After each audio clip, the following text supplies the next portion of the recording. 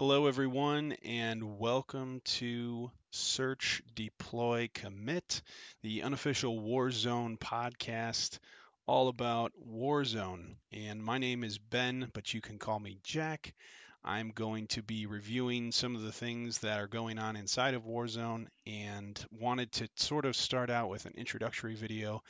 For those of you that maybe aren't familiar with this particular game, and for those of you that maybe know what Warzone is, might be best to skip to the next episode.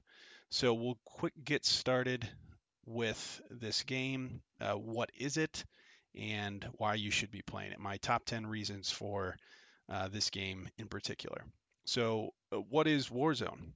It is a risk-like turn-based strategy game in which you are able to move your troops around a map similar to Risk, but instead of it being all about the dice rolls and the placement that you would typically get, you actually are going to do it more based on strategy. And that's my number one first reason why I think this game is great.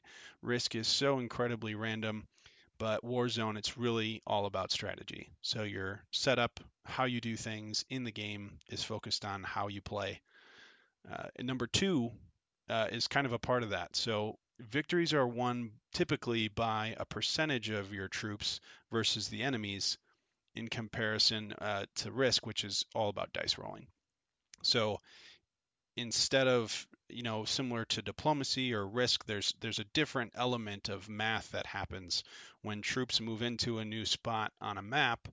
They are instead mathematically determined which troops win and which ones don't. And it's pretty straightforward when you get into the game, so you can determine easily which one wins and which one doesn't. But there's an element at the beginning of each turn, because it is a turn-based game, that you don't know exactly how many troops are going to be placed by the enemy.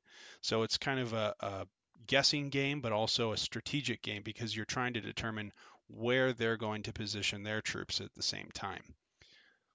Number three, in accordance with what I was just saying, there's lots of variance. So not only is there that unknown of where the enemy's going to position their troops turn to turn, but there's different types of ways that you can play depending on the games that you join or the setup rules of the game. So there's a diplomacy style version of the game.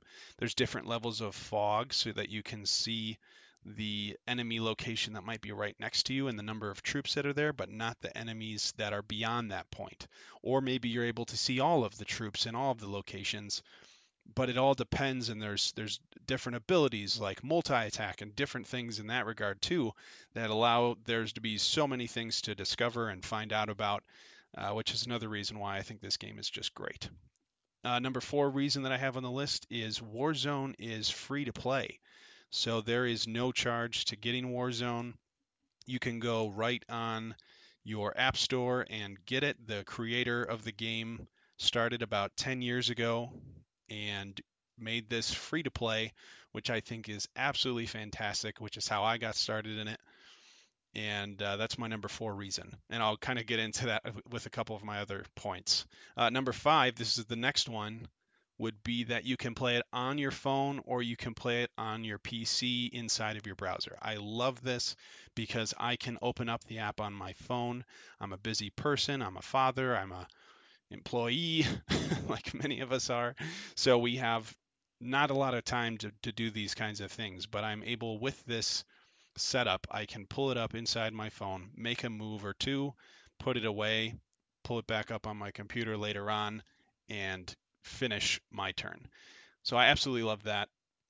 And that is my number five reason for why you should definitely get this game and check it out. Number six would be that it has a single player mode. If you play Risk, you have to play with other people, and some people definitely are not inclined to that level of fun. So what's great about single player, not only does it help you learn how to play the game and the different rules that are inside of Warzone, but it's really great even for people that maybe just want to have a very long-term single player experience. I still haven't finished it, and I've been playing for over a year pretty consistently, trying to get through the different levels of the single player level or mode rather. So it's something that I think they did a really great job of fleshing out and making sure there's lots of content in there for somebody that just wants to play by themselves. But for what I really enjoy of the game, and I think what most people enjoy, is that communication, multiplayer capability. So you can play with not just one person. This is my number 7 reason. You can also now even play with up to 100. And there's an added cost to that to help support the game itself, but it is not a requirement to play up to, I believe, 20 players. So it's a significant number of different levels of games. You could have a 2 to 4 player game. You could go all the way up to 100 for massive strategy, different levels of diplomacy and alliances and all these different things that you can put in place to have a really unique experience, which is a huge part of why I love this game. Number 8, another aspect of that is inside the game, turn to turn, because it's not over a table, you're playing over your phone. A lot of the games allow you to speak in these chat boxes, and the chat boxes are very important in the game, especially if you're playing on a team versus playing by yourself. So if you're trying to make an alliance or make a move with somebody, you can message them directly. Or you can make a public statement of declaration of war or an alliance or whatever the case may be. This is something I think is really a big part of the game. Might get overlooked in something like Risk, but I think and maybe it's a small note, but I think it's really important, and I really love that part of the game. That's my number 8 reason. Number 9 would be a part of all of these chats and things that I've had and the stories that have been created from the games that I've played in. There's just huge player base with just such great communities of people. And over the last 10 years, I mean, I've only been playing for about a year and a half, but there's so many people that have such great talents in this and really just enjoying to get to know them and play through these stories and these scenarios that get created.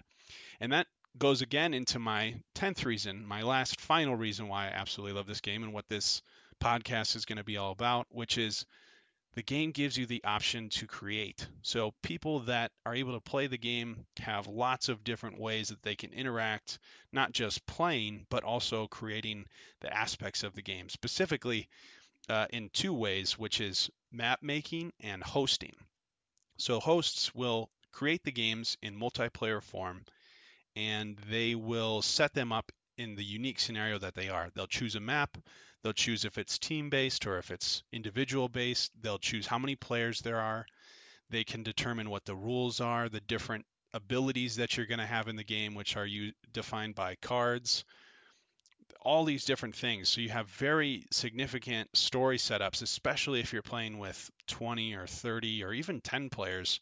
There's a lot of story that can get set up, and some of these hosts just do an awesome job, and I've really enjoyed that.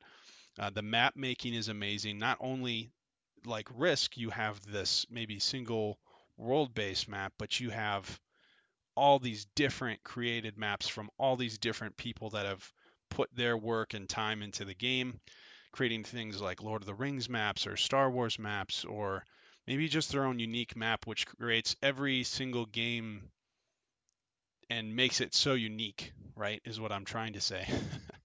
But it really helps not only you play the game, but it helps you really enjoy the full aspect of what's going on behind the scenes, and which is why I'm creating this podcast. I just saw this huge player base that nobody's talking about, and all these steps that are going on behind the scenes, and all these people I think that want to connect more than they already are, and hear from some of these people that we respect so much inside the community. And I'm looking forward to all of our future conversations together with players and these hosts and even modders of the game, map makers alike. Looking forward to spending more time with you. I hope you enjoyed this session, and I look forward to even further conversations in the future. Thanks for listening. This is Jack signing off.